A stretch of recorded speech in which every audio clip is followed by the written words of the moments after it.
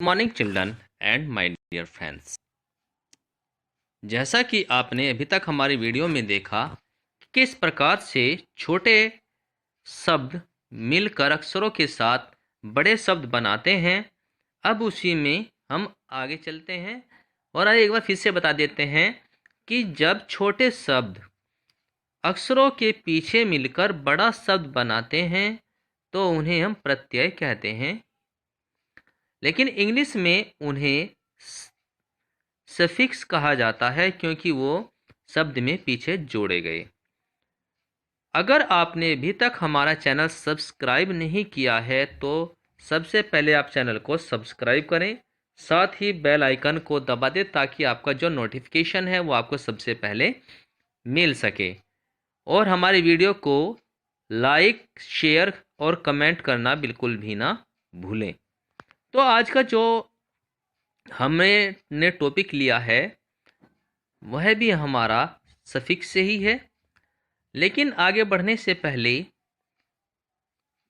आप एक चीज़ का ध्यान रखें कि आप वीडियो को बीच में स्किप ना करें, क्योंकि अगर आप स्किप करते हैं तो आपको जो आगे की जानकारी, ऑथेंटिक जानकारी होती है वो आपको नहीं मिल पाती है। तो चलिए अब हम पहला ही वर्ड लेते हैं, वो लेता है हम एस, ASS। एस को हम आस भी पढ़ते हैं, लेकिन इसका हिंदी में मीनिंग होता है गधा। क्या होता है? गधा। अब हमने पहले जो वर्ड लिया है BASS, बेस भी पढ़ते हैं इसको या बास भी पढ़ा जाता है। बास मीन्स होता है मंद्र या पर्स। क्या होता है? मंद्र या पर्स। लेकिन इस बास का मतलब एक और भी होता है जिसे हम कहते हैं धमक। जैसे कि आप डीजे वगैरह पे जो गाने चलते हैं उसमें कहते हैं कि बेस बढ़ा दो, मतलब कि उसकी धमक बढ़ा दो। नेक्स्ट जो हम देखते हैं वो है brass, BRASS, brass. Brass means होता है हमारा कांसा या पीतल। क्या होता है? ब्रास मीन्स कांसा या पीतल। देखिए एम के बाद हमारा लगा हुआ ASS, मैस यानी कि मास। तो ये मास मीन्स होता है बहुत तायत में, संख्या में ज़्यादा को मास कहा जाता है। नेक्स्ट वर्ड है हमारा grass, GRASS, grass. Grass means होता है हमारा घास। तो जी का मतलब गै हो गया, गै में हमारा रे हो गया, रे के बाद आ की मात्रा और ये हमारा से, ग्रास। ग्रास मीन्स होता है घास। क्या होता है? ग्रास मीन्स घास होता है। तो नेक्स्ट जो हमने लिया है वो लिया है ESS। एस का अपने आप में कोई मीनिंग नहीं होता है, लेकिन हम जब इसका यूज करते हैं तो हम देखते हैं आगे। नेक्स्ट MESS, मैस पहले वर्ड लिया है। मैस मीन्स होता है भोजनालय। क्या होता है? भोजनालय मीन्स जहाँ पर बड़ी संख्या में लोग भोजन करते हैं, या मैस का मतलब होता है गड़बड़। लेकिन इसका आमतौर पर जहाँ पर जो वर्ड यूज़ होता है वो इस तरीके से यूज़ होता है ये वर्ड सेंटेंस में कि डोंट मैश विद मी, मतलब कि मेरे साथ मत उलझो। नेक्स्ट है PRO, प्रो, और आगे CESS, प्रोसेस। प्रोसेस का मतलब होता है प्रक्रिया या क्रिया। नेक्स्ट है हमारा प्रिंसेस, PRIN, प्रिन, और CESS, प्रिंसेस। प्रिंसेस का मतलब हो गया है राजकुमारी। क्या हो गया है? राजकुमारी। नेक्स्ट जो वर्ड है हमारा है वो लाइनेस। तो एल के बाद हमारा, एल का मतलब ले हो गया, ले के बाद है आई, तो ये लाई, और ये ON, लायन। लायन क्या हो गया? लायन। और इसके बाद हमने न पे जब मात्रा लगाई तो ये हो गया लाइनेस। क्या हो गया? लाइनेस। लाइनेस मीन्स होता है हमारा शेरनी। तो चलिए अब नेक्स्ट वर्ड देखते हैं। तो नेक्स्ट वर्ड है हमारा ING। नेक्स्ट सफिक्स क्या है? ING, इंग। इंग का कोई मीनिंग नहीं होता है, लेकिन जब ये अन्य अक्षरों के साथ मिलता है वो बड़ा शब्द बनाता है तो इसका मीनिंग बन के आ जाता है। तो जब BING, बिंग, हमने पहले शब्द लिया है इसमें से। बिंग का मतलब होता है जिगरी दोस्त। क्या होता है? जिगरी दोस्त, या इसे एक सर्च इंजन भी कहा जाता है, जैसे कि हमारे गूगल सर्च इंजन है, ठीक उसी प्रकार से। नेक्स्ट वर्ड है हमारा DING, डिंग। क्या है? डिंग। डिंग का मतलब होता है जोरदार बहस। क्या होता है डिंग का मतलब? जोरदार बहस। उसके बाद है नेक्स्ट वर्ड हमारा फिंगर, FIN, फिन। और GER गर, फिंगर। देखिए इसमें F के बाद इंग लगाए तो बन गया फिंग, और ER लगा के बन गया फिंगर। फिंगर का मतलब होता है उंगली। नेक्स्ट वर्ड जो हमारा सिंग, SING सिंग। तो सिंग का मतलब होता है गाना, लेकिन जब हम इसी सिंग में ER जोड़ देते हैं तो ये बन जाता है सिंगर का मतलब गायक यानी गाने वाला। वैसे ही यहाँ पर क्या है हमारा RING ring, RING ring. Ring means होता है घंटी। क्या होता है रिंग मीन्स घंटी, या हम कह सकते हैं यहाँ पर आपका जो छल्ला होता है, अंगूठी होती है, उसको भी हम क्या कहते हैं रिंग कहते हैं। रिंग मीन्स होता है वैसे घन घनाना। नेक्स्ट होता है हमारा WING विंग। विंग मीन्स होता है हमारे पंख। क्या होता है विंग मीन्स पंख। W का मतलब वह हो गया, वह पे के बाद हम जब इंग जोड़ा, वह के बाद जब हमने इंग जोड़ा तो वह के बाद ये ई हो गया, और ये न हो गया, और ये हमारा ग हो गया, ये बन गया विंग। विंग मीन्स होता है हमारे पंख। पंख को और भी कहा जाता है फेदर या फीदर कहा जाता है। नेक्स्ट वर्ड लिया है हमने, देखिए एल का मतलब ले हो गया, ले के बाद हमने इंग लगाया तो बन गया लिंग, और इस पे ER लगा के बन गया लिंगर या लिंजर। लिंजर का मतलब होता है ठहराना या विलंब करना। विलंब का मतलब होता है देरी करना। नेक्स्ट जो वर्ड लिया हमने वो लिया है किंग, KING किंग। किंग का मतलब होता है राजा। राजा को दूसरी उसमें भी कहा जाता है ड्यूक, ड्यूक भी कहा जाता है। तो नेक्स्ट में हम देख रहे हैं आगे TH का मतलब थे हो गया, थे के बाद हमने इन लगाया तो बन गया हमारा थिन, और के लगाते बन गया थिंक, और जब हमने इसमें ING लगाया तो ये बन गया हमारा थिंकिंग। थिंकिंग का मतलब होता है सोचते हुए या सोच रहा। तो यहाँ तक का भी आपने देखा। अब हम आपको कुछ बेसिक बता रहे हैं इसी में कि हम किस प्रकार से छोटे शब्दों से बड़े शब्दों का निर्माण करते हैं या उनको बनाते हैं। चलिए आगे देखते हैं। तो यहाँ पर हम अब आपको दिखाते हैं कि किस प्रकार से छोटे छोटे शब्द मिलकर एक बड़ा शब्द बनाते हैं। तो चलिए हम सबसे पहला एक छोटा सा शब्द लेते हैं। ये है हमारा फार्मर। तो फार्मर को हम तोड़ेंगे पहले। ये बन गया फार, और ये बन गया हमारा मर। फार्मर बन गया। तो हमने आपको सिखाया था F का मतलब फै हो गया, फै के बाद हमने आ लगाया और ये रे लगा दिया, ये बन गया फार। आगे हमने बताया था कि पीछे शब्द में अगर दो अक्षरों के बीच में कोई मात्रा नहीं होती, जैसे मेरे मर के बीच में कोई मात्रा नहीं है, तो इनमें पूरा करने के लिए, शब्द को पूरा करने के लिए ई की ज़रूरत होती है। तो इसीलिए हम एम के बाद ई लगाते हैं और फिर आर लिख देते हैं, तो बन जाता हमारा ये फार्मर। तो इस प्रकार से हमारा शब्द बनता है। चलिए अब आगे देखते हैं। तो अब नेक्स्ट शब्द देखते हैं। हमने लिया है THIN और दूसरा लिया है हमने किंग।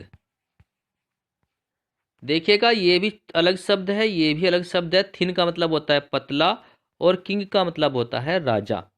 आज जब हमने इन दोनों को जोड़ा तो ये देखिएगा बन गया हमारा थिन और ये बन गया हमारा किंग। क्या बन गया ये हमारा थिंकिंग। थिंकिंग का मतलब होता है सोचते हुए, ठीक है, या सोच रहे। तो अब नेक्स्ट वर्ड देखेंगे हम। तो अब हम नेक्स्ट वर्ड लेंगे। जैसे अभी हमने बताया था, हमने लिया, देखिएगा ध्यान दें, फी नेफिन और ये गैर है गर। अब यहाँ पर देखिएगा FIN फिन और ये हमने लिया है गर। गर क्यों है?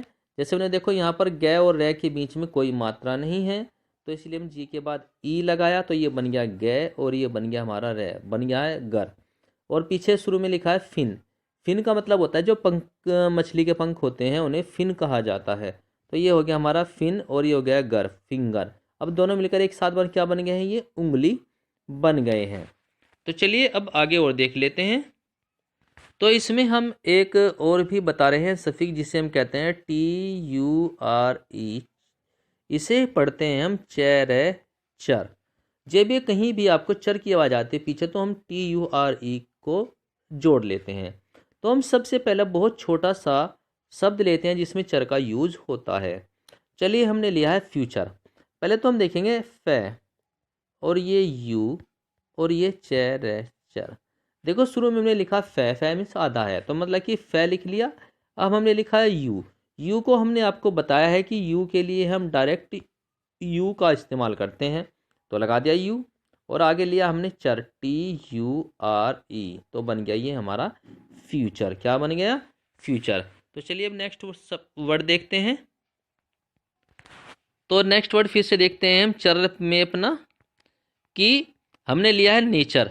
तो यहाँ पे ध्यान दीजिए, ने और ये चर। तो फिर से हमने लिया एन। अब ए के लिए हमने देखो, ध्यान से देखो, ए ये क्या बन गए ने, और चर की स्पेलिंग TURE, ये बन गया हमारा नेचर। वैसे ही हम एक शब्द और लेते हैं, इसे हम पढ़ते हैं मैच्योर। क्या पढ़ते हैं? मैच्योर। अब इस पे ध्यान दो, मैच्योर को हम मेचर भी पढ़ सकते हैं। क्या पढ़ सकते हैं? मेचर। तो इसके जो शब्द बनेगा वो कैसे बनेगा? MA में, और चर की स्पेलिंग TURE, तो बन गया ये हमारा मेचर। तो अब नेक्स्ट वर्ड वो देखेंगे। फिर से देखिएगा, चर को हम फिर से यूज करेंगे। ये हमारा चर। अब हमने लेना है फ्रैक्चर। क्या लेना है? फ्रैक। ठीक है, फै के नीचे रे लगाया है, उस पर एक ही मात्रा फ्रे, और ये हो गया कै, और ये चैर है चर। यहाँ पे ध्यान दीजिए, एफ के लिए हम फै लगाते हैं और आर के लिए लगाते हैं रे, तो बन गया हमारा फ्रै।